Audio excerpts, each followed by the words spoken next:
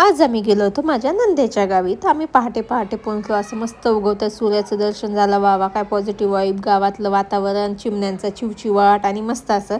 Then आम्ही सगळं आवरायला घेतलं. आम्ही आवरायपर्यंत मुलंही शेतात वगैरे गेले. छान त्यांनी पण टरबूज वगैरे जे काही आहे ते मस्त आणलं आणि एन्जॉय केले. ते पण तोपर्यंत आम्ही इकडे पूजेची तयारी केली. आणि ही सुक्ताड पूजा असते खानदेशची. तुम्ही कोणी असाल तर तुम्हाला माहिती असेल. आता ह्या पूजेसाठी ना असे घागर भरून घेऊन जायचं असते आणि ते पाणी आणून त्या पाण्याचा नैवेद्य वगैरे बनवून देवीला प्रसाद दिला जातो. सो मग इथे तेच चालू होतं. सगळ्यांनी असे पाण्याचे घागरे हातात घेतले होते. मग तिथून पाणी वगैरे आणलं आणि हे त्यांच्या म्हणजे रेणुका माताच आहे, पण ते तिथे कानबाई माता वगैरे असं म्हणतात.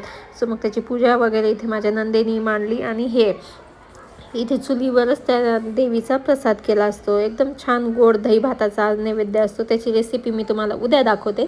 सो इथे यांनी माझा व्हिडिओ बनवत होते आणि त्या चुलीचा एवढा धूर माझ्या डोळ्यात जात होता ना, त्यामुळे मला नीट बघता पण येत नव्हतं. की पूर्ण पूजा मी तुम्हाला उद्याच्या ब्लॉगमध्ये दाखवते.